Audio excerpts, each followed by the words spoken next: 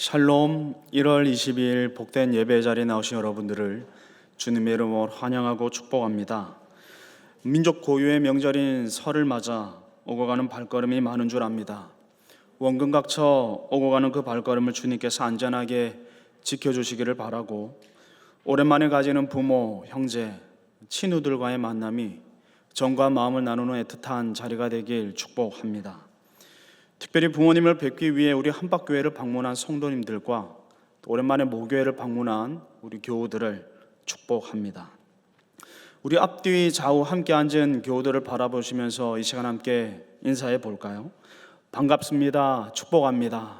우리 한번 인사해 봅시다. 반갑습니다. 축복합니다. 네, 먼저 교회 소식을 알려드리겠습니다. 주보를 한번 보실까요? 근간의 교회 행사 알려드립니다. 이번 주 1월 28일 토요일 그리고 29일 주일 양일간에 걸쳐서 후보 담임 목사님께서 방문을 하십니다. 설교와 특강을 전해주시는데요. 이번 주는 구미남교회 서상욱 목사님께서 방문해 주시겠고, 그 다음 주인 2월 4일 5일 양일간에는 울산교회 김대중 목사님께서 방문하시겠습니다. 그리고 정원기 목사님, 사익동교회 정원기 목사님 방문하시겠습니다. 그리고 2월 5일 주일에는 예수 영전 모임이 있고요. 그리고 그 다음 주 2월 11일, 12일 양일간에는 울산교회 김대중 목사님 방문하시겠습니다. 2월 19일 주일에는 위원회별 모임이 있습니다. 오늘 주일 오전 예배 순서 안내해 드립니다. 예배 중에 성경 낭독 시간이 있습니다. 사도행전 13장 13절에서 43절을 함께 합독하겠습니다. 그리고 오늘 기도 이경훈 장로님께서 기도하시겠고, 요한복음 11장 23절부터 41절의 말씀을 통해 부활이요 생명이신 예수님이라는 제목으로 하나님의 말씀이 있겠습니다. 다음 면을 한번 펼쳐보시면 주일 오후 예배 순서 안내해 드립니다. 서덕경 강로사님 인도 설교를 하시고, 기도는 김성한 안수 집사님 하십니다. 주중에 수요 기도에는 오은태 목사님 인도 설교하시고 어목성 원사님 기도하시겠습니다. 새벽 기도의 본문은 누가복음을 계속해서 살펴보겠고요. 다음 주간 기도 담당자 알려드립니다. 다음 주에는 선독주 장로님 기도하시겠습니다. 오후 예배에는 박안서 안수집사님 기도하시겠고, 수요 기도에는 조혜경 권사님 인도하시겠습니다. 하단에는 봉사 명단이 기록되어져 있습니다. 초원과 목장별로 당번을 잘 기억하셔서 섬겨주시면 감사하겠습니다. 옆면을 보시면 한박 강단, 지난주 설교가 요약되어 실려 있습니다. 참조해 주시길 바라고, 또 옆면을 보시면 가족들을 사랑으로 섬기는 구정연휴라는 제목으로 담임 목사님께서 여러분들에게 보내는 목회 서신이 실려 있습니다. 한번 읽어주시면 되겠습니다. 다시 뒷면을 보시면 중보기도 소식을 알려드립니다. 성도의 감사 및 기도 제목, 그리고 건강 회복을 기다리는 성도들 이름이 있습니다. 오늘은 장기 환우들 중에서 김중식 집사님의 소식을 알려드립니다. 하단에 보시면 김중식 집사님은 1년 6개월 전 폐암 발병 후에 계속해서 항암 치료, 표적 치료를 하고 있는데, 약이 너무 세서 그런지 몸이 붓고 호흡이 가쁜 부작용들이 있습니다. 최근에는 신장 기능이 많이 떨어져서 항암 치료가 중단될지도 모르는 상황이 있습니다. 신장이 건강해서 항암 치료를 잘 받을 수 있도록 기도 부탁드립니다. 계속해서 장기 환우들을 위하여서 기도해 주시길 바라고요. 그리고 돌이 지나지 않은 갓난 아이와 부모 명단이 기록되어져 있고, 군 복무 중인 청년들, 그리고 우리 교회가 돕고 있는 교회 선교사 기간 현황이 기록되어져 있습니다. 개인 기도 시간에 기도해 주시면 감사하겠습니다. 한바 소식, 교회 모임과 행사 안내 말씀드립니다. 오늘의 모임, 오늘 한박교회를 방문하신 분들을 주님의 이름으로 환영합니다. 등록을 원하시는 분은 안내위원에게 문의하시기 바랍니다. 주일 오전 예배는 9시, 11시 2부로 나누어 드립니다. 예배 실황은 유튜브로 중계하지만 가능한 교회에 오셔서 예배해 드리시길 바랍니다. 주일 오후 예배 오후 2시 대예배실에서 있습니다. 정기당회가 낮 12시 45분 당회실에서 있습니다. 위원회 공지사항입니다. 예배위원회에서 알려드립니다. 예배 시간에는 휴대폰을 진동이나 무음으로 해주시고, 예배당 건물 내에서 마스크를 착용해 주시기 바랍니다. 수요 저녁 기도회 시에 담임 목사 청빙을 위해 합심하여 기도하는 시간을 갖습니다. 교우들의 적극적인 참여를 부탁드립니다. 담임 목사 청빙을 위한 제2차 합심기도 운동에 참여하시기 바랍니다. 합심기도 자원서를 기록하여 수거하며 제출해 주시길 바라고, 현재까지 들어온 합심기도 자원자 명단은 하단에 기록되어져 있습니다. 참조하시기 바랍니다. 강단 장식부 부원을 모집합니다. 매주 금요일마다 강단 장식을 하는데요. 조혜경 권사님에게 자원하실 분들은 문의해 주시기 바랍니다. 행정기획위원회에서 알려드립니다. 금주 토요일 1월 28일에 손독주 초원에서 대배실 청소 봉사가 있습니다. 목장사역위원회에서 알려드립니다. 4차 대신방, 새 2월부터 새 담임 목사 부임 때까지 신방할 계획입니다. 목자들께서는 목원들과 상의하여서 신방 일정을 계획하시기 바랍니다. 사무실에서 알려드립니다. 2023년 1, 2월 복 있는 사랑 큐티 교재를 사무실에서 구입하실 수 있습니다. 킹덤 스토리 장려용 공과책을 마찬가지로 사무실에서 구입하실 수 있습니다. 2022년도 기부금 영수증 발급 안내 드립니다. 교회를 통한 서류 영수증으로만 기부 영수증을 발급합니다. 발급을 원하시는 분들은 1월 29일 주일까지 기부금 영수증 발급 신청서를 작성하여 사무실에 제출해 주시기 바랍니다. 2022년도 회계감사 시행 관련하여서 교육부서 성가대, 여전도회 등 교회 예산을 지원받아 사업하는 지회 회장님과 회계 담당자께서는 2022년도 회계장부를 정리하여 사무실로 1월 29일까지 제출 바랍니다. 특히 잔여 예산이 있을 경우 전액 재정보로 반납 후 제출 바랍니다. 관련 문의는 한박교회 감사 조성한 장경복 장로님에게 문의 바랍니다. 청빙위원회 소식 알려드립니다. 청빙위원회에서 담임 목사 2차로 후보로 선발된 세 분의 목사님들을 오는 주부터 3주간 이렇게 모셔서 오전에는 설교, 그리고 오후 예배는 특강, 질의응답 시간을 가집니다. 성도님들의 많은 참여 그리고 관심, 기도 부탁드립니다. 최종 후보 목사님의 청빙을 위하여 투표할 공동의회는 추후에 공지하겠습니다. 청빙의 모든 절차가 순조롭고 은혜롭게 진행되도록 기도해 주시기 바라고요. 하단에 담임 목사 은퇴와 청빙을 위한 공동기도 제목이 실려 있습니다. 계속해서 담임 목사님의 은퇴와 또 청빙을 위해 합심하여 기도해 주시기 바랍니다. 교우 소식 알려드립니다. 정성동, 김유리 부부, 그리고 자녀 은서 미국 휴스톤 대학의 연구원으로 출국을 했습니다. 그리고 출산 소식 알려드립니다. 건국 태호지민 집사님 딸 하음 1월 10일에 출산하였습니다. 축하해 주시고요. 산모의 회복과 또 아이의 건강을 위해서, 가정을 위해서 계속 기도해 주시기 바랍니다. 이제 시간이 되었습니다. 자리에 일어설 수 있는 분들이 일어나셔서 인내송 예배하는 자 되어 두 손 들고 찬양하겠습니다.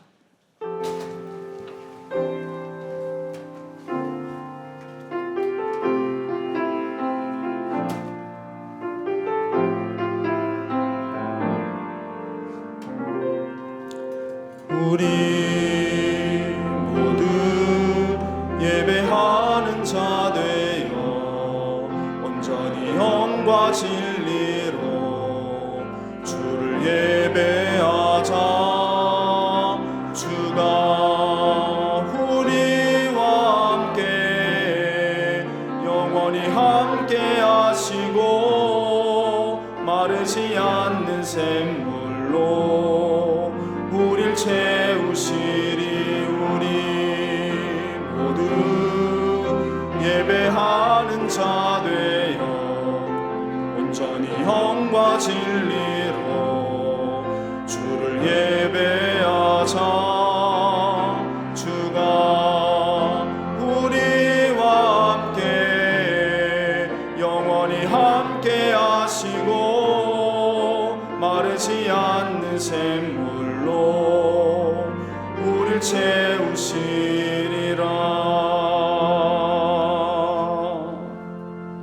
시온에 따라 노래할지어다. 이스라엘아 기쁘게 부를지어다.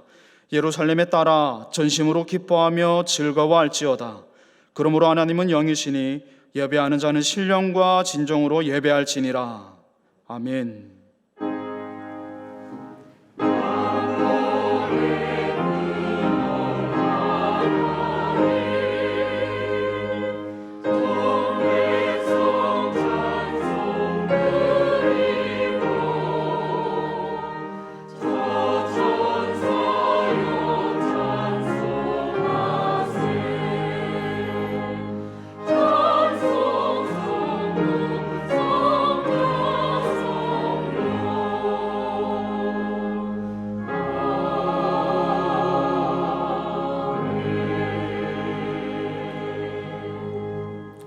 은혜와 긍휼이 풍성하신 하나님 아버지, 오늘 우리에게 거룩하고 복된 주일을 허락해 주시니 참으로 감사합니다. 이 시간 우리의 몸과 마음이 다른 곳에 있지 아니하고 이 예배의 자리에 있는 것은 예배가 우리의 특권이요 기쁨이요 영광이요 명예임을 우리가 알기 때문입니다. 우리의 마음과 진심을 기쁘게 받아주시고 오늘 이 예배의 시간 하나님이 주시는 하늘의 신령한 복으로 우리의 마음이 가득 채워지게 하옵소서. 예수님의 이름으로 기도드립니다. 아멘.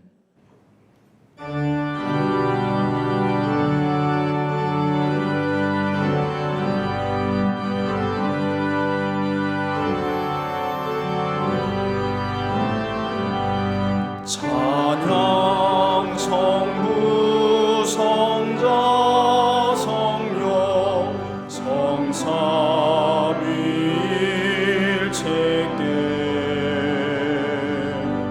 영원 무궁하기까지 영광을 돌리세. 영광을 돌리세.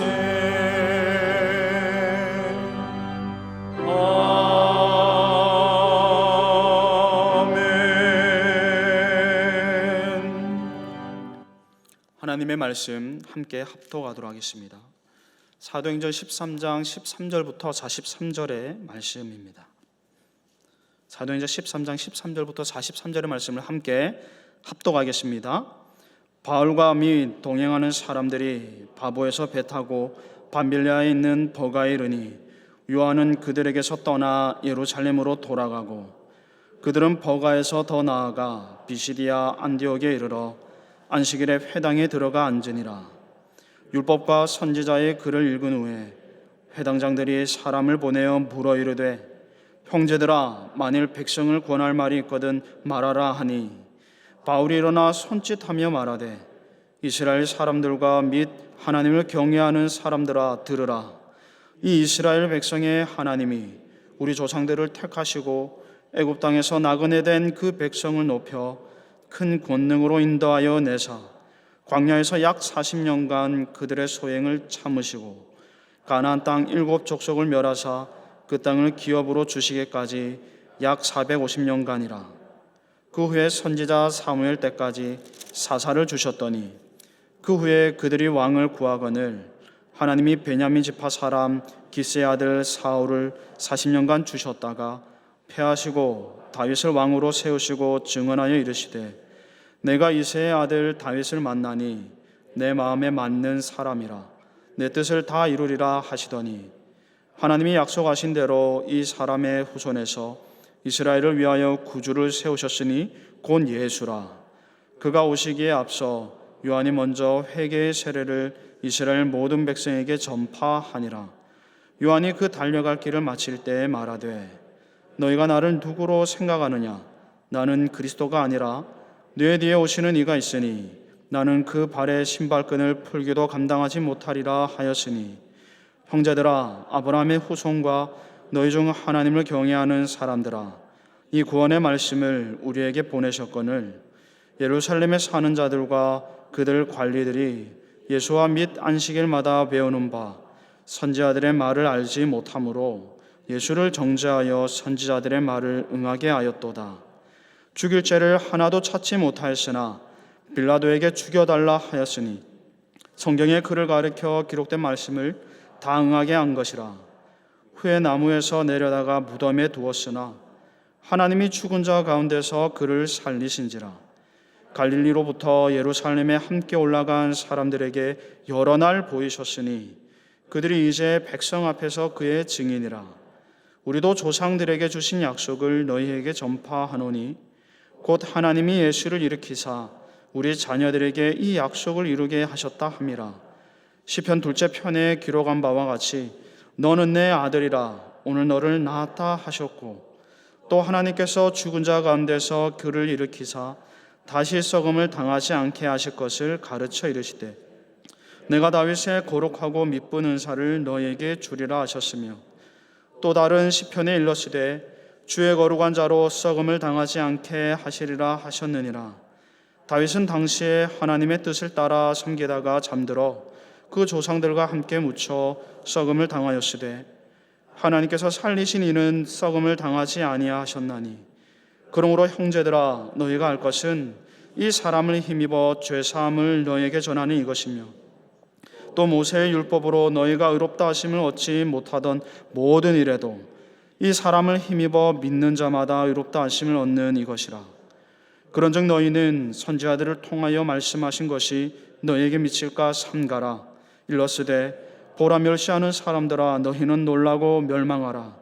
내가 너희 때를 당하여 한 일을 행할 것이니 사람이 너희에게 일러줄지라도 도무지 믿지 못할 일이라 하였느니라 하니라. 그들이 나갈새 사람들이 청하되 다음 안식이라도 이 말씀을 하라 하더라. 회당의 모임이 끝난 후에 유대인과 유대교에 입교한 경건한 사람들이 많이 바울과 바나바를 따르니 두 사도가 더불어 말하고 항상 하나님의 은혜 가운데 있으라 권하니라. 아멘. 이 시간 지난 한 주간 우리들의 삶을 돌아보면서 우리들이 저지른 죄와 허물을 주님께 고백하겠습니다.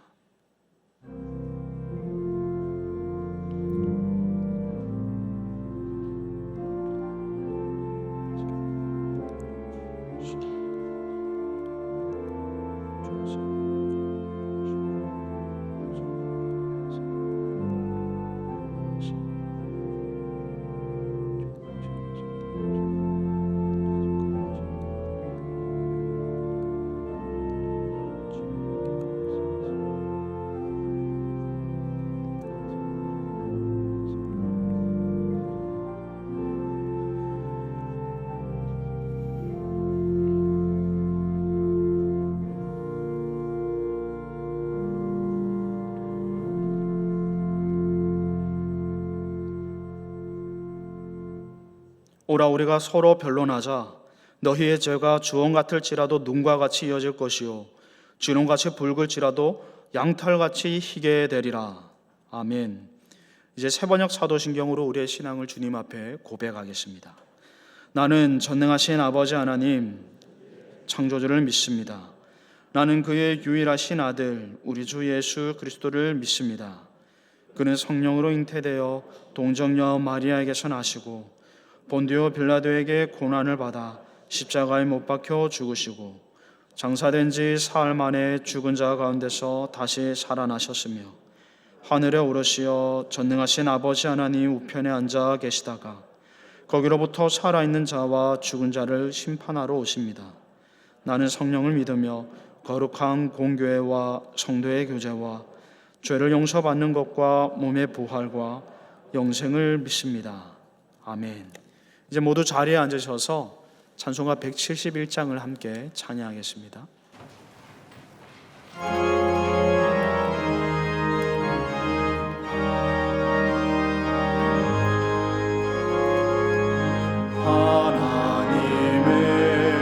하나님의 독생자 예수 날 위하여 오시었네. 내 모든 죄 사하시려고 십자가 지셨으니 다시 사셨네. 살아계신 주 나의 참된 소망 두려움이 사라지네. 사랑의 주네 갈 길 인도하니 내 모든 삶의 기쁨 늘 충만하네. 주 안에서 거듭나누리 기뻐하며 찬양하리. 가슴 속에 넘치는 확신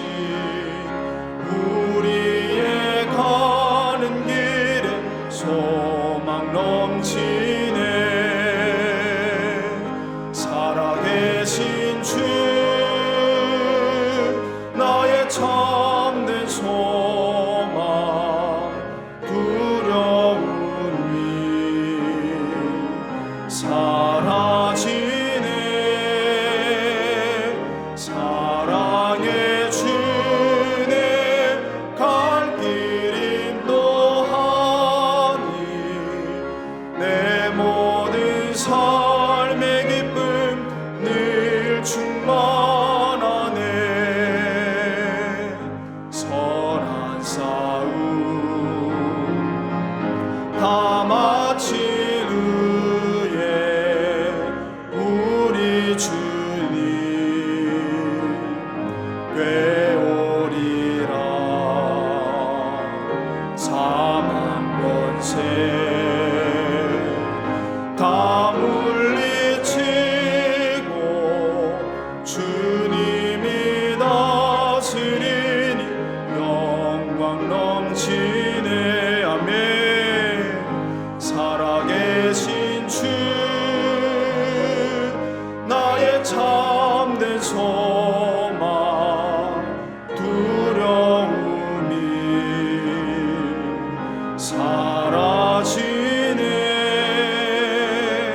사랑의 주네 갈 길 인도하니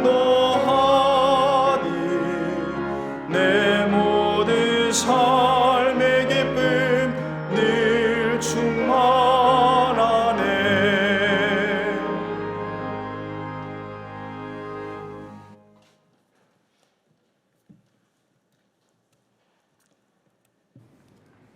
천지를 창조하시고 지금도 살아계셔서 우주 만물을 다스리시는 하나님 아버지, 오늘 이 시간 주님 앞에 나와서 예배드리게 하시니 감사드립니다. 예배드리는 이 시간, 구정 명절을 맞아서 고향과 부모 친지를 찾아 떠난 타 지역에서 예배드리는 성도들과 고향을 찾아 모 교회를 방문한 성도들 모두 함께 신령과 진정으로 드리는 예배 되게 하옵소서.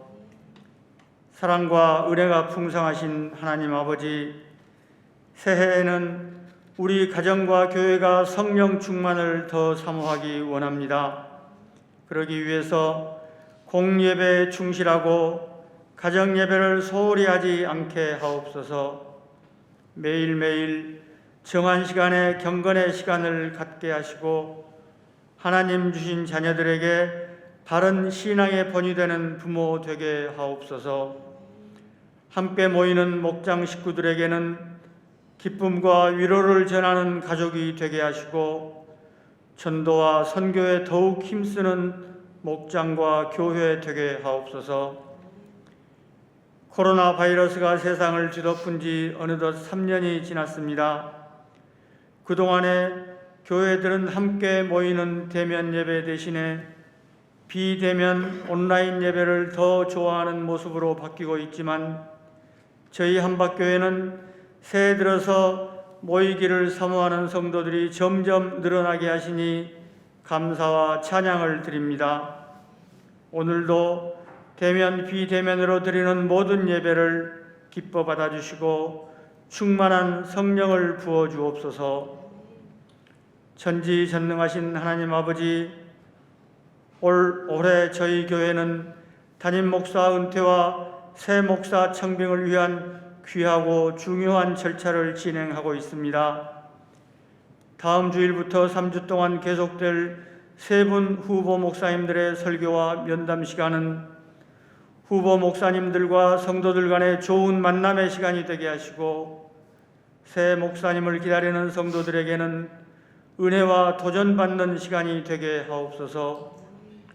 모든 청빙 절차가 마무리되는 때에는 하나님이 미리 정하신 마지막 한 분 목사님을 저희 교회에서도 한마음 한뜻으로 청빙하게 하시어 저희 한박교회가 향후 20여 년 동안 또 한 번에 은혜롭고 건강하게 성장하는 교회 되게 하옵소서.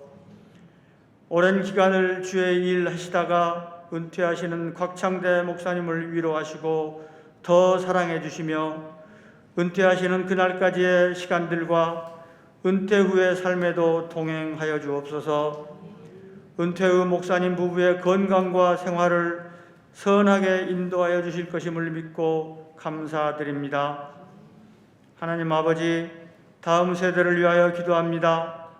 코로나 기간 동안의 열악한 신앙 교육 환경에서도 하나님을 붙들고 있는 어린 영혼들이 교회와 사회를 이끌어갈 영향력 있는 그리스도인들로 성장하게 하시고, 교육부서를 섬기는 교육자와 교사들에게 성령 충만함을 주시어 다음 세대를 양육하기에 부족함이 없게 하옵소서.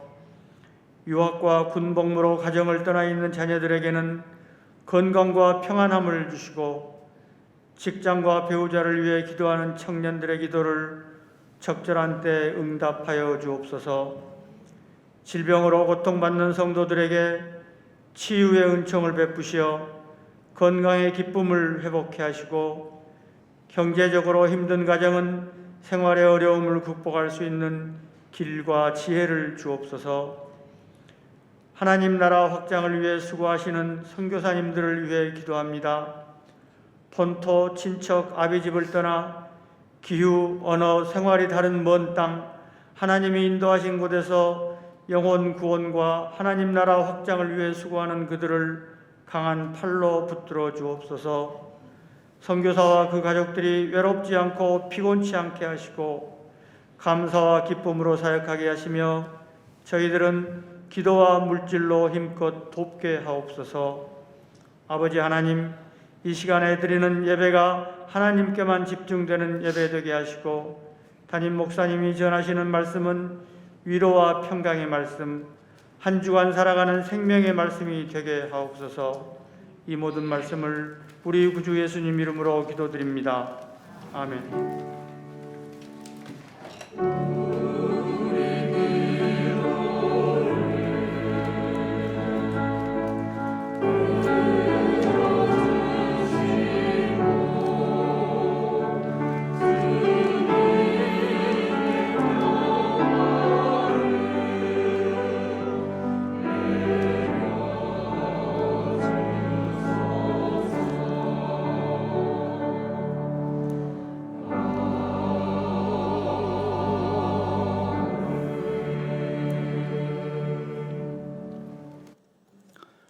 하나님의 말씀을 함께 보겠습니다.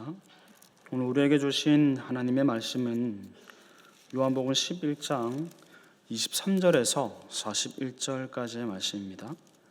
요한복음 11장 23절에서 41절까지의 말씀, 44절까지의 말씀입니다. 44절까지의 말씀을 제가 읽도록 하겠습니다. 하나님의 말씀으로 잘 경청하여 들으십시오. 예수께서 이르시되 내 오라비가 다시 살아나리라. 마르다가 이르되 마지막 날 부활 때에는 다시 살아날 줄을 내가 아나이다. 예수께서 이르시되 나는 부활이요 생명이니 나를 믿는 자는 죽어도 살겠고 무릇 살아서 나를 믿는 자는 영원히 죽지 아니하리니 이것을 내가 믿느냐. 이르되 주여 그러하외다. 주는 그리스도시요 세상에 오시는 하나님의 아들이신 줄 내가 믿나이다.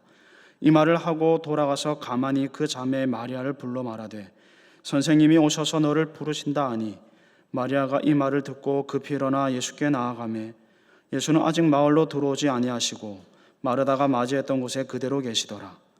마리아와 함께 집에 있어 위로하던 유대인들은 그가 급히 일어나 나가는 것을 보고 곡하러 무덤에 가는 줄로 생각하고 따라가더니, 마리아가 예수 계신 곳에 가서 배웠고 그 발 앞에 엎드려 이르되 주께서 여기 계셨더라면 내 오라버니가 죽지 아니하였겠나이다 하더라. 예수께서 그가 우는 것과 또 함께 온 유대인들이 우는 것을 보시고 심령이 비통히 여기시고 불쌍히 여기사 이르시되 그를 어디 두었느냐. 이르되 주여 와서 보옵소서 하니 예수께서 눈물을 흘리시더라. 이에 유대인들이 말하되 보라 그를 얼마나 사랑하셨는가 하며, 그중 어떤 이는 말하되 맹인의 눈을 뜨게 한 이 사람이 그 사람은 죽지 않게 할 수 없었더냐 하더라.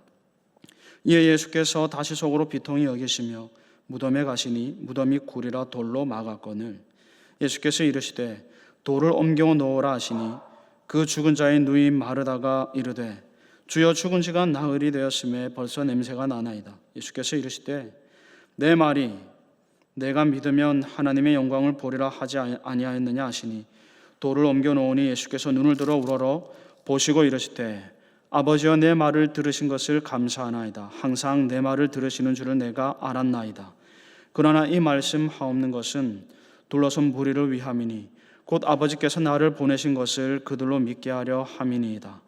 이 말씀을 하시고 큰 소리로 나사로야 나오라 부르시니 죽은 자가 수족을 배로 동인 채로 나오는데 그 얼굴은 수건에 쌓였더라. 예수께서 이르시되 풀어놓아 다니게 하라 하시니라. 아멘.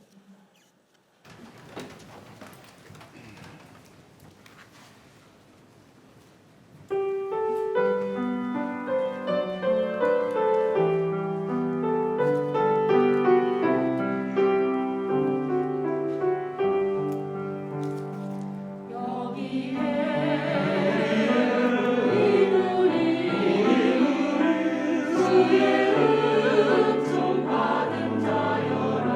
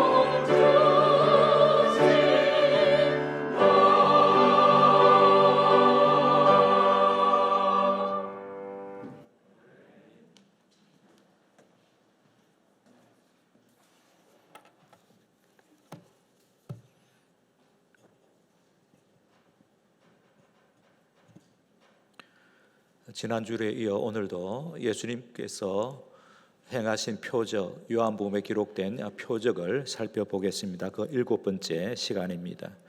부활이요 생명이신 예수님이라는 제목으로 말씀드리겠습니다. 오늘 우리가 살펴볼 본문은 요한복음 11장 전체입니다. 중심 내용은 예수님께서 죽은 나사로를 살리신 기적 사건입니다.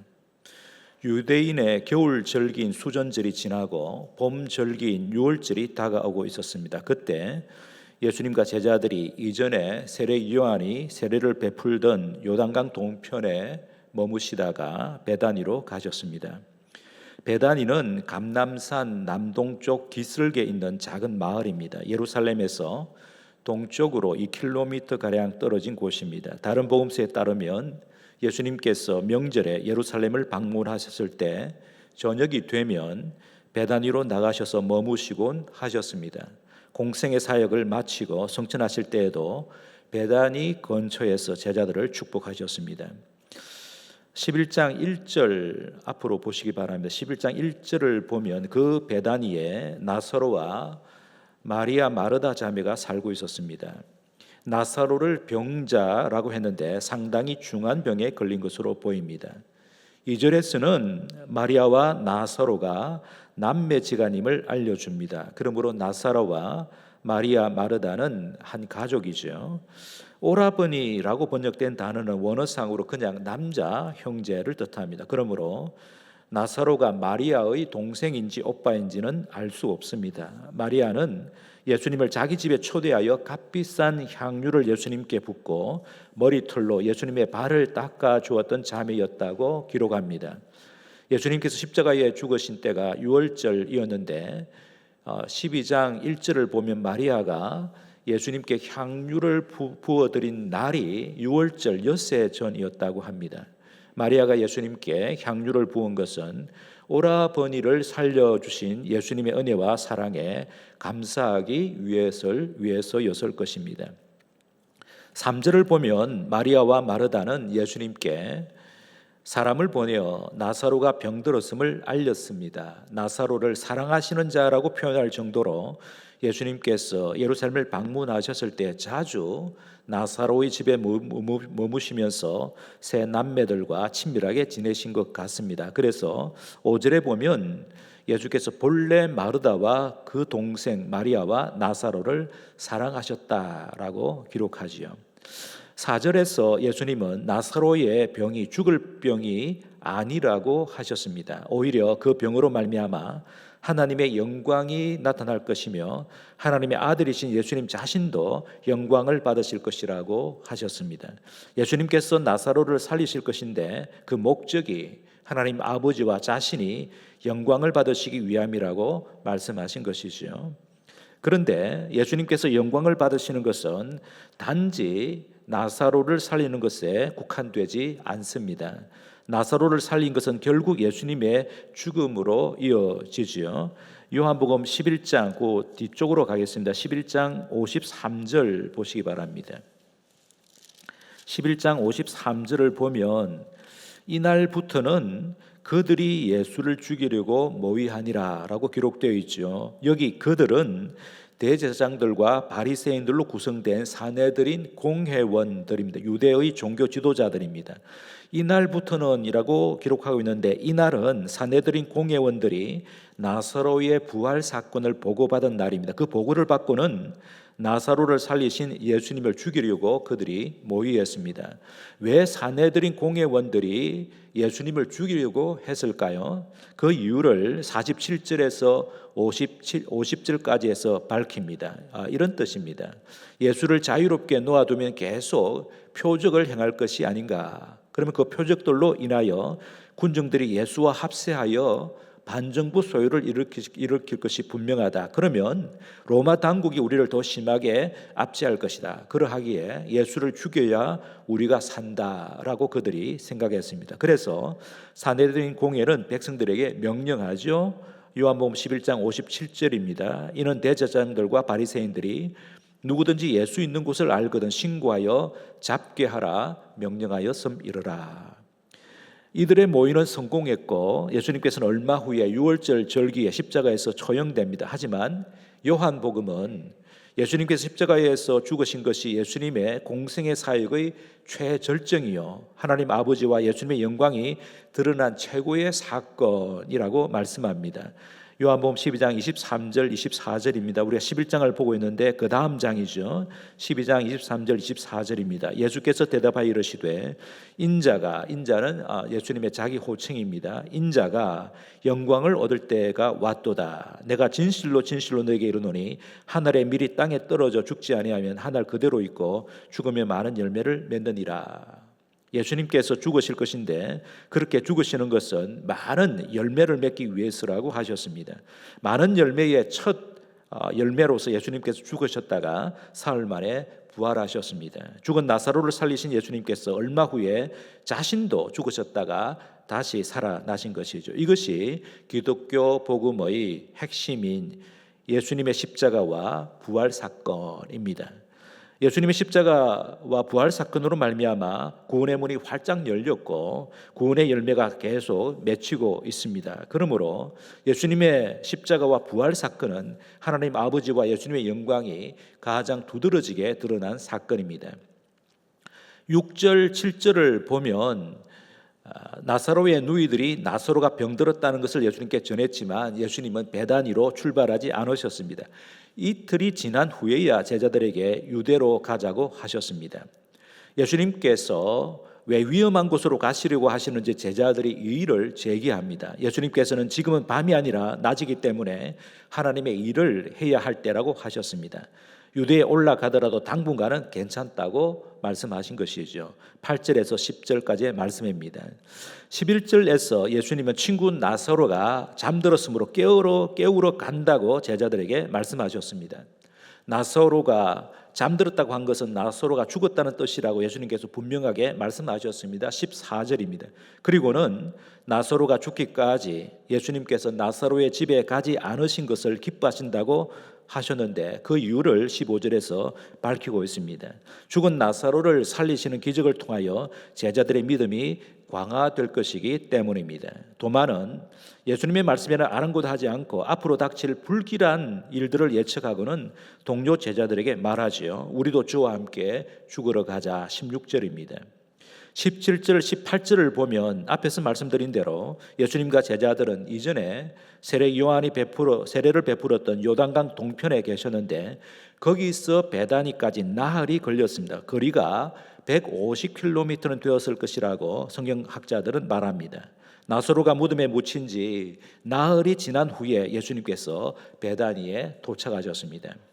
19절 20절을 보면 조문객들이 많아서 마리아는 집에서 조문객들을 맞았고 마르다는 예수님께서 오셨다는 소식을 듣고는 마중을 나왔습니다. 21절부터 27절을 보면 마르다와 예수님의 대화가 기록되어 있습니다. 마르다가 예수님께 말하지요. 주님께서 여기 계셨더라면 내 오라버니가 죽지 않았을 것입니다. 하지만 주님께서 하나님 아버지께 기도하시면 우리 가족들에게 좋은 일이 일어날 것을 믿습니다. 예수님께서 말씀하셨지요. 내 오라버니가 다시 살아날 것이다. 마르다가 답합니다. 마지막 날 부활의 때에 그도 다시 살아날 것을 믿습니다. 예수님께서 마르다에게 이렇게 말씀하시죠. 요한복음 11장 25절 26절입니다. 이것이 오늘 설교의 요절입니다. 예수께서 이르시되 나는 부활이요 생명이니 나를 믿는 자는 죽어도 살겠고 무릇 살아서 나를 믿는 자는 영원히 죽지 아니하리니 이것을 내가 믿느냐. 마르다가 답하죠. 예, 믿습니다. 주님은 그리스도시요 하나님의 아들이심을 믿습니다. 이렇게 말했지만 예수님께서 지금 나사로를 살리실 것은 기대하지 못했습니다. 28절에서 31절을 보면 예수님께서 마르다에게 마리아를 불러오라고 하셨습니다. 마리아가 예수님을 만나러 왔을 때 조문객들도 따라왔습니다. 마리아가 예수님의 발 앞에 엎드려 말합니다. 마르다가 했던 그 언니 마르다가 했던 말과 같지요. 주님께서 여기 계셨더라면 내 오라버니가 죽지 않았을 것입니다. 32절입니다. 마리아와 조문객들이 우는 것을 보신 예수님은 심령에 비통히 여기시고 그들을 불쌍히 여기셨다고 33절에 말씀합니다. 불쌍히 여기셨다는 뜻은 심히 괴로워하셨다라는 뜻입니다. 비통히 여기셨다는 뜻은 화가 나셨다라는 뜻입니다. 이 두 단어에 대해서는 나중에 설명하겠습니다. 34절, 35절을 보면 나사로의 무덤에 가셔서 예수님도 우셨습니다. 왜 우셨을까요? 이것도 나중에 설명하겠습니다. 36절, 37절에서는 조문객들의 두 가지 반응을 기록하고 있습니다. 하나는 예수님께서 나사로의 가족들을 정말로 사랑하셨구나라는 반응입니다. 다른 하나는 맹인의 눈을 뜨게 하신 분이 사랑하는 나사로를 왜 죽도록 내버려 두셨는가라는 반응입니다. 38절에서 44절까지 예수님께서는 단호한 행동과 말씀을 하셨습니다. 예수님께서 돌을 옮겨 놓아라, 무덤 입구에 막아놓은 돌을 옮겨 놓아라고 말씀하셨지요. 마르다는 이렇게 말합니다. 주님, 나사로가 죽은 지 나흘이나 되었음에 벌써 썩은 냄새가 납니다. 예수님께서 마르다에게 말씀하죠. 내 말을 믿으면 너가 영광을 보리라고 하지 않았느냐.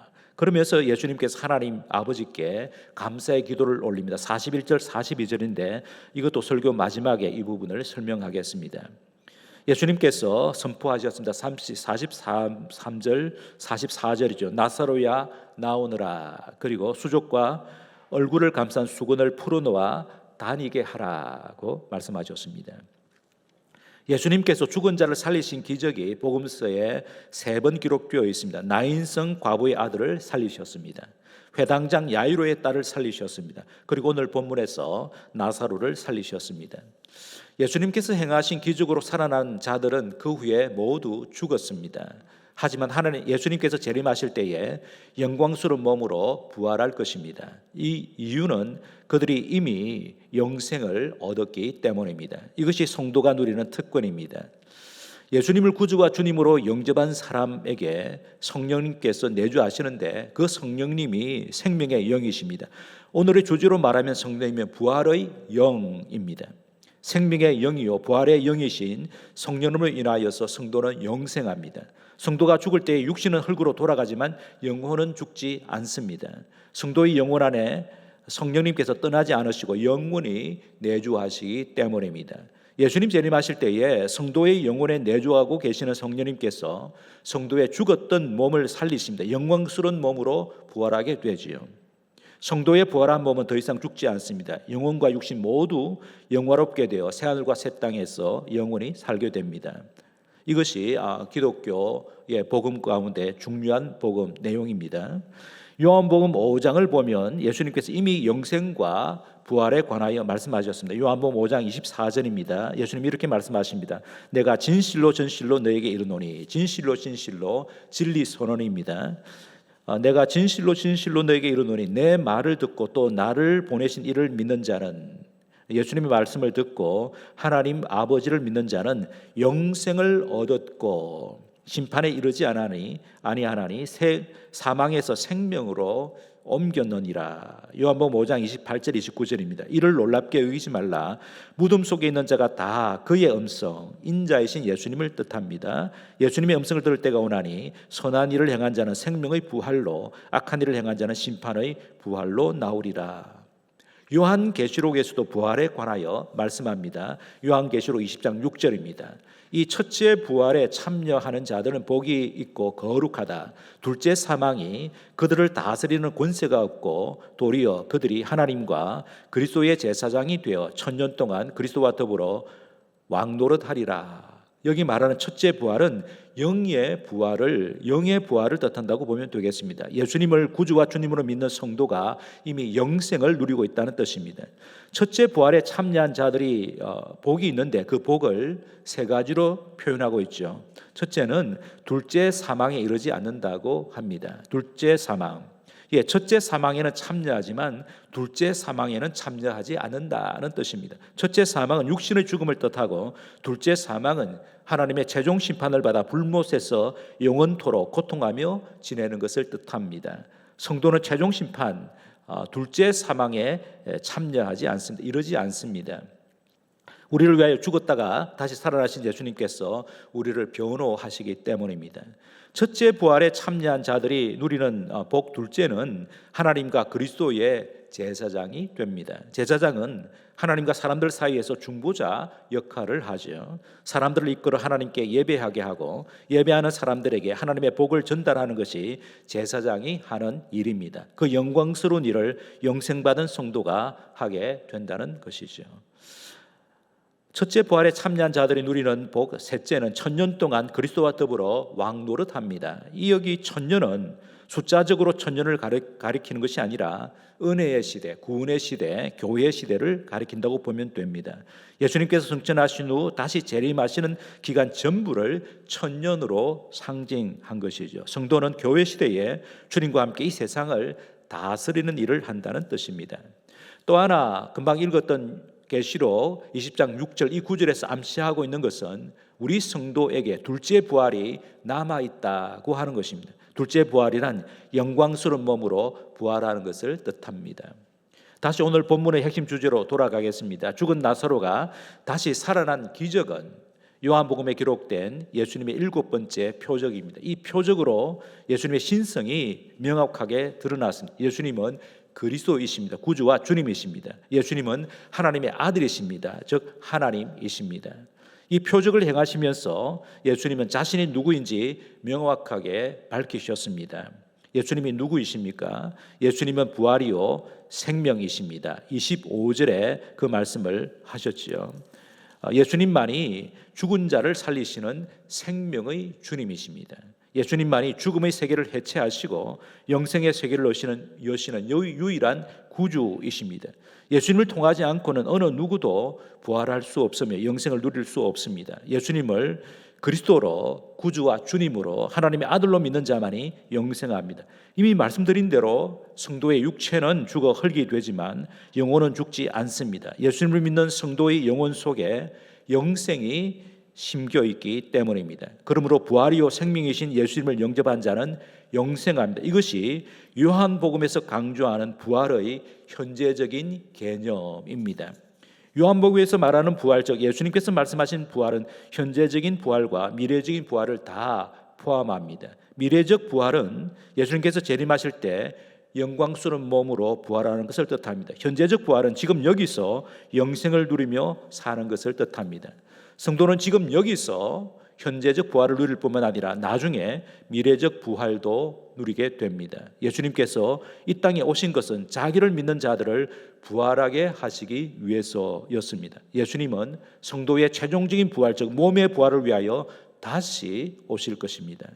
이것을 확증하기 위하여 예수님께서 죽으셨다가 다시 살아나셨습니다. 그러하기에 죽은 나사로의 부활 사건은 예수님의 죽으심과 부활을 예표한 표적이기도 합니다. 예수님께서 친히 말씀하신 대로 예수님은 부활이요 생명입니다. 부활이요 생명이신 예수님을 믿는 성도와 교회는 영생합니다. 죽어도 삽니다. 예수님 재림하실 때 새하늘과 새 땅에 들어가 영원히 삽니다. 이것이 성도와 교회가 믿고 선포해야 할 복음, 부활과 영생의 복음입니다. 예수님이 누구이십니까? 둘째로 예수님은 성도의 고난을 체휼하십니다. 오라버니를 잃은 마르다와 마리아의 슬픔은 아주 컸을 것입니다. 마리아가 예수님을 대면했을 때 울음을 참을 수 없었습니다. 마리아가 우는 것을 보고는 조문객들도 함께 울었습니다. 예수님께서도 나사로의 무덤 앞에서 우셨습니다. 성경에 예수님께서 오셨다는 기록이 여기 말고 2번 정도 더 나옵니다. 예수님께서 장차 무너질 예루살렘 성을 보시고 우셨습니다. 예수님 당시의 유대인들은 하나님의 도성인 예루살렘을 하나님께서 보호하실 것이기 때문에 결코 무너지지 않을 것으로 믿었습니다. 하지만 예수님은 예루살렘 성이 불과 40년 후에 로마의 침공으로 회파될 것을 내다보셨습니다. 예루살렘 성의 회파는 평화를 주시려고 오신 예수님을 유대인들이 배척했기 때문입니다. 이처럼 예루살렘 성의 회파는 유대인들의 불신앙과 교만에 대한 하나님의 심판입니다. 그럼에도 예수님은 예루살렘 성이 회파될 때에 유대인들이 당할 고난을 내다보시고 눈물을 흘리셨습니다. 히브리서 기자는 예수님께서 지상에 계셨을 때에 심한 통곡과 눈물로 하나님께 간구하셨다고 기록합니다. 히브리서 5장 7절입니다. 그는 예수님입니다. 예수님은 육체에 계실 때에 자기를 죽음에서 능히 구원하실 이 성부 하나님이죠. 하나님 아버지에게 심한 통곡과 눈물로 간구와 소원을 올렸고 그의 경건하심으로 말미암아 들으심을 얻었느니라. 예수님께서 심한 통곡과 눈물로 하나님 아버지께 기도한 대표적인 사례로 두 가지를 들 수 있습니다. 겟세마네 동산에서의 기도와 십자가 위에서의 기도입니다. 예수님은 몇 시간 뒤에 십자가에서 죽으실 것을 아시고 겟세마네 동산에서 하나님 아버지께 기도하셨는데 복음서 기자들은 그때의 상황을 간단하지만 아주 사실적으로 묘사합니다. 마태복음에서는 고민하고 슬퍼하셨다고 기록합니다. 마가복음에서는 예수님께서 심히 놀라시며 슬퍼하셨는데 자신의 심정을 제자들에게 솔직하게 표현하셨습니다. 내 마음이 심히 고민하고 죽게 되었노라. 누가복음에서는 예수님께서 힘쓰고 애써 더욱 간절히 기도하시니 땀이 땅에 떨어지는 핏방울같이 되더라라고 기록하고 있습니다. 십자가에 못 박혀 달려 계실 때에도 예수님은 하나님 아버지께 사력을 다하여 기도하셨습니다. 마태복음 27장 46절입니다. 제9시쯤에 오후 3시입니다. 오후 3시에 예수께서 크게 소리 질러 이르시되 엘리 엘리 라바 사박다니 하시니 이는 곧 나의 하나님 어찌하여 나를 버리셨나이까 하는 뜻이라. 예수님께서 하나님 아버지께 기도드릴 때에 자주 통곡과 눈물로 기도하셨기 때문에 통곡과 눈물로 기도하는 성도를 귀하게 보십니다. 그 기도에 귀를 기울이시고 위로하십니다. 응답하시죠. 본문 33절에서 예수님은 마리아와 조문객들이 우는 것을 보시고 심령에 비통히 여기시고 불쌍히 여기셨다고 기록합니다. 불쌍히 여기셨다는 뜻은 심히 괴로워하셨다라는 뜻입니다. 예수님께서 마리아와 조문객들의 눈물을 보시고 함께 아파하시고 슬퍼하셨다는 뜻입니다. 히브리서 4장 15절입니다. 우리에게 있는 대제사장 예수님이죠. 예수님은 우리의 연약함을 동정하지 못하실 리가 아니시오. 모든 일에 우리가 똑같이 시험을 받으신 이로되 죄는 없으시니라. 우리의 연약함을 체휼하시고 동정하시는 분이시다. 비통히 여기다라는 뜻은 경고하다, 화내다라는 뜻입니다. 예수님께서 마리아와 조문객들이 우는 것을 보시고는 화가 나셨다라는 뜻입니다.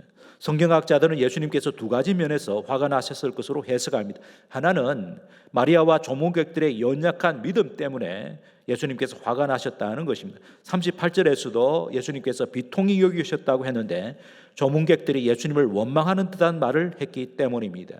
부활이요 생명이신 예수님의 능력을 믿지 못하는 마리아와 조문객들의 연약한 믿음을 보시고 예수님께서 화가 나셨다는 것이죠. 다른 하나는 마리아와 조문객들을 슬프게 한 죽음의 권세에 대하여 예수님께서 화를 내셨다고 할 수 있습니다. 히브리서 기자는 죽음의 권세를 깨뜨리신 예수님의 능력을 증언하면서 예수님의 능력을 믿는 믿음을 굳건하게 해야 한다고 권하지요. 히브리서 2장 14절에서 18절입니다. 자녀들은 혈과 육에 속하였음에 그도 이 예수님인데 예수님도 또한 같은 모양으로 혈과 육을 함께 지니심은 죽음을 통하여 죽음의 세력을 잡은 자 곧 마귀를 멸하시며 또 죽기를 무서워함으로 한평생 매어 종노릇하는 모든 자들을 놓아주려 하심이니 이는 확실히 천사들을 붙들어 주려 하심이 아니요 오직 아브라함의 자손 성도이죠 성도를 붙들어 주려 하심이라. 그러므로 그가 예수님입니다. 예수님께서 범사의 형제들과 같이 되심이 마땅하도다. 이는 하나님의 일에 자비하고 신실한 대제사장이 되어 백성의 죄를 속량하려 하심이라. 그가 시험을 받아 고난을 당하신저 시험 받은 자들을 능히 도우실 수 있느니라. 성도 여러분, 예수님은 성도의 고난과 성도의 고난을 공감하시며 위로하십니다. 더 나아가 고난을 감당하도록 힘을 주십니다. 그래서 고난 가운데 성도의 믿음이 강화됩니다. 이것이 십자가에서 죽으셨다가 다시 살아나신 예수님을 믿는 기독교 신앙의 위력입니다. 예수님은 누구십니까? 마지막 셋째는 예수님은 나사로를 살리시기 위하여 하나님 아버지께 기도하셨으며 자신의 기도에 하나님 아버지께서 응답하신 것에 감사하셨습니다. 오늘 본문 41절 42절 한번 보시기 바랍니다. 요한복음 11장 41절 42절입니다. 돌을 옮겨 놓으니 예수께서 눈을 들어 우러러 보시고 이러시되 아버지여 내 말을 들으신 것을 감사하나이다. 항상 내 말을 들으시는 줄을 내가 알았나이다. 그러나 이 말씀하옵는 것은 둘러서 무리를 위함이니 곧 아버지께서 나를 보내신 것을 그들로 믿게 하려 함이니이다.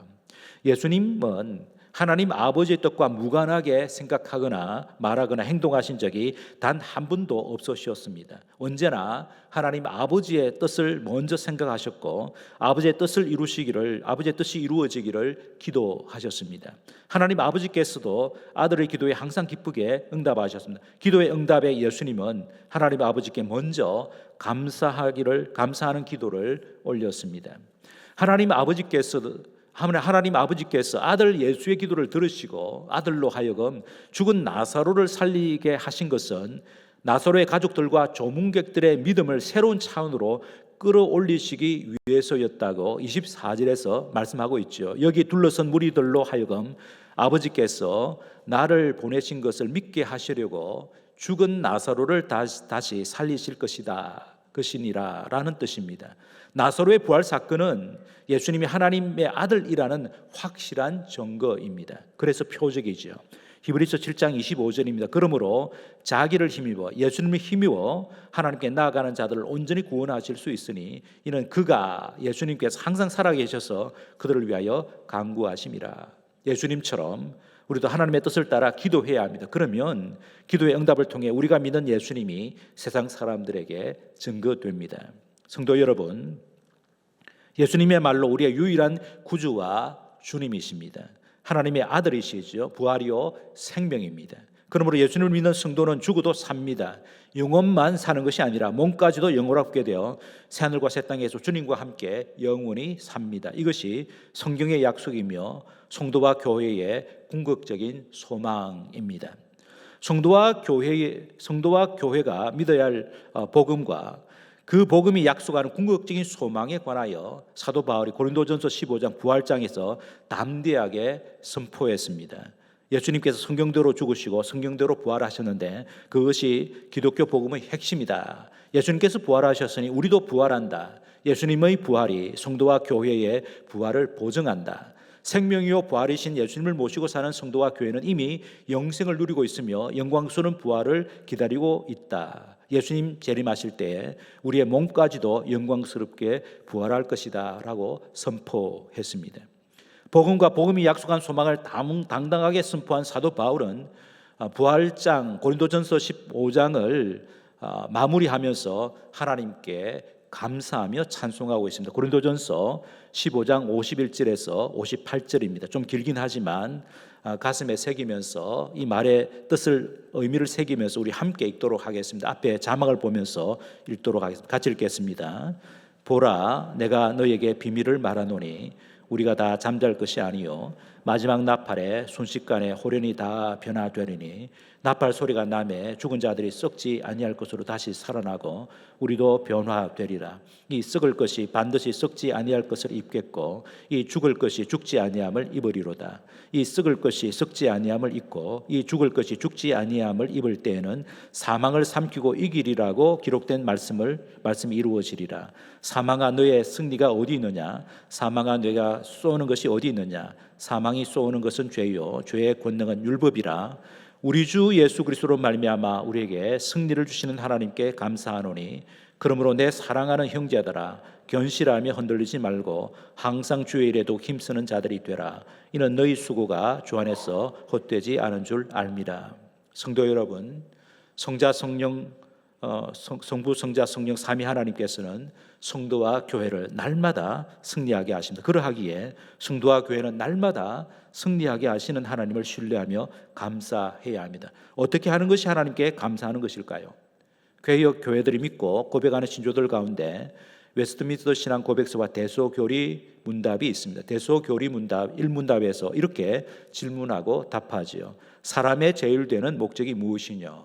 사람의 제일 되는 목적은 하나님을 영화롭게 하고 그를 영원토록 즐거워하는 것이니라.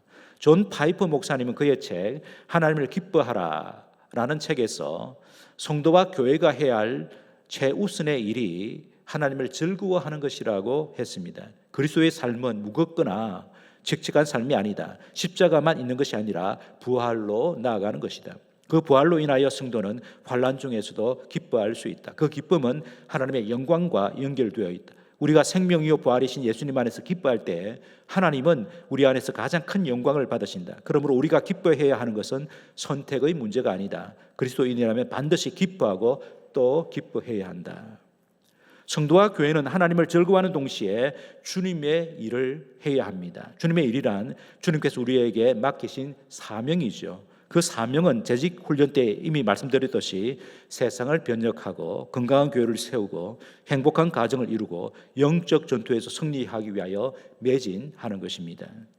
우리가 이미 읽었던 고린도전서 15장 58절에서 사도 바울이 권면한 대로 성도와 교회는 최선을 다하여 주님께서 맡기신 일을 감당해야 합니다.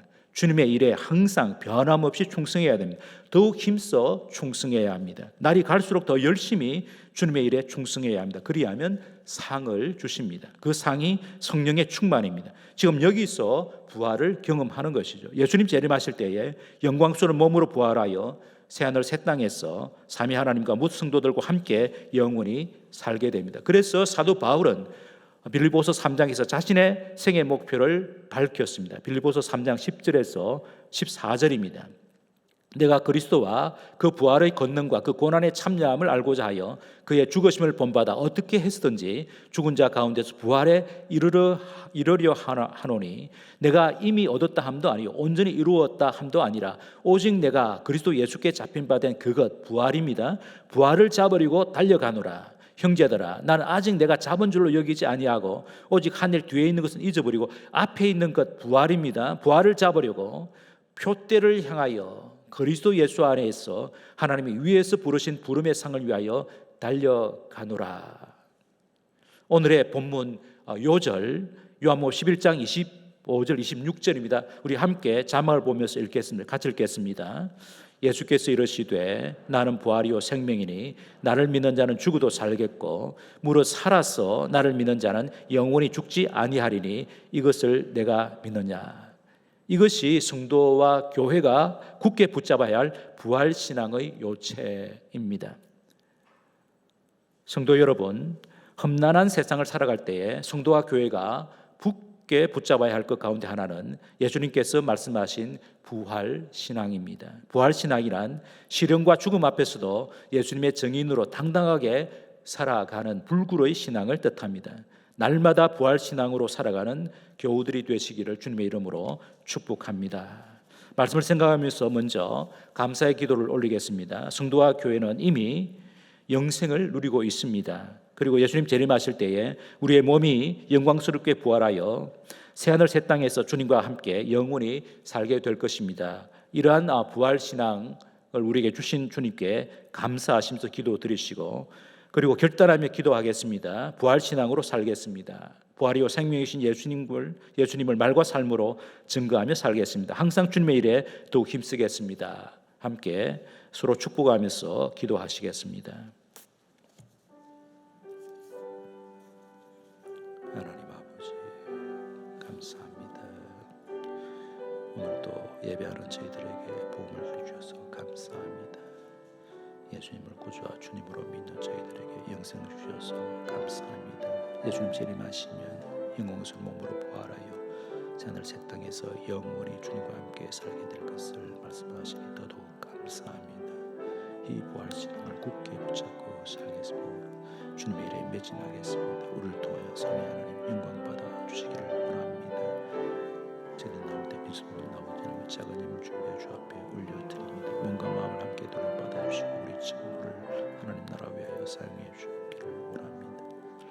은혜를 만족한 성도들 만나서 찬송가 436장 함께 부르겠습니다.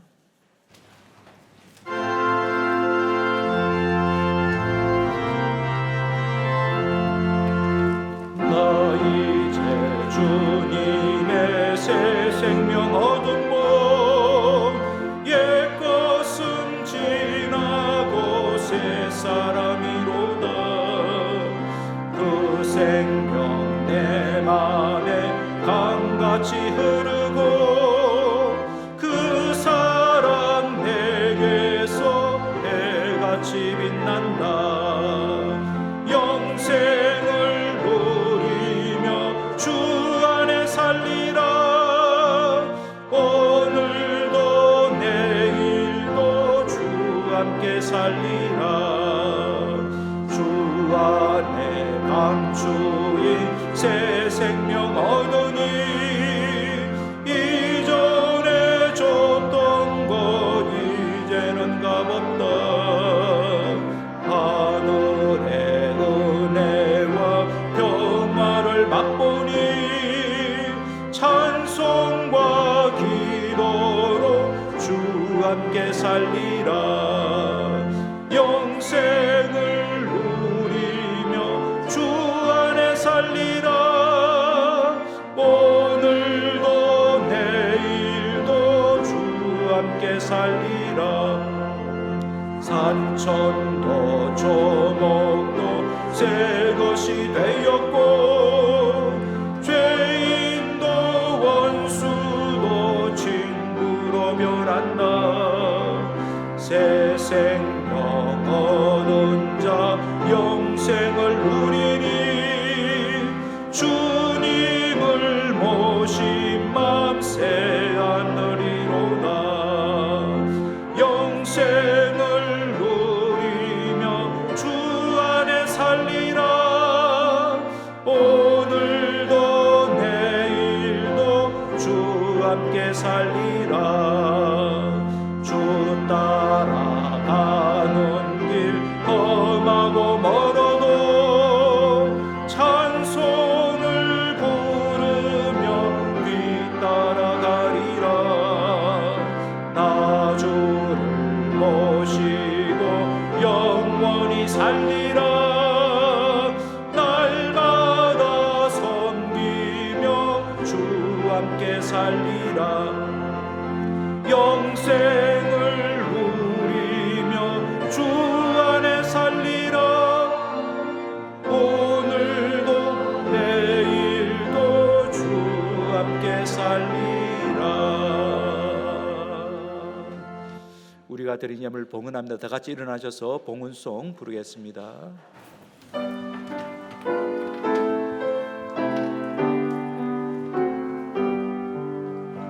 나의 모아 드리니 주여 받아 주셔서 하늘나라 위하여 주 뜻대로 쓰소서.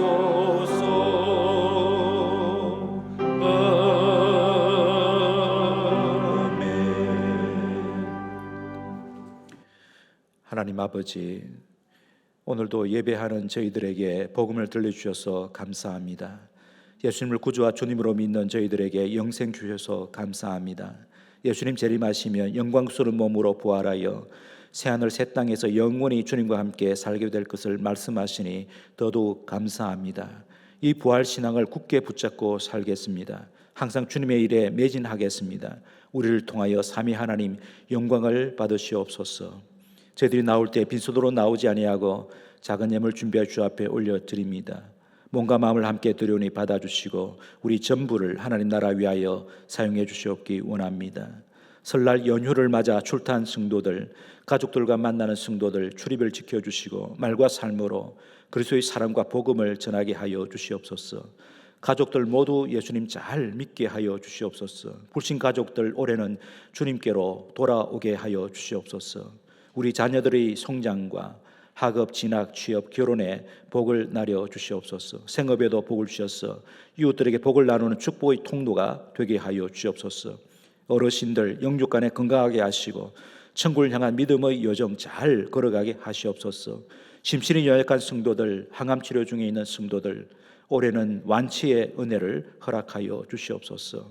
금주 주말부터 후보 담임 목사 세 분이 차례로 우리 교회를 다녀갑니다. 은혜로운 시간이 되게 하여 주시옵소서. 예수님의 이름으로 기도하옵나이다. 아멘.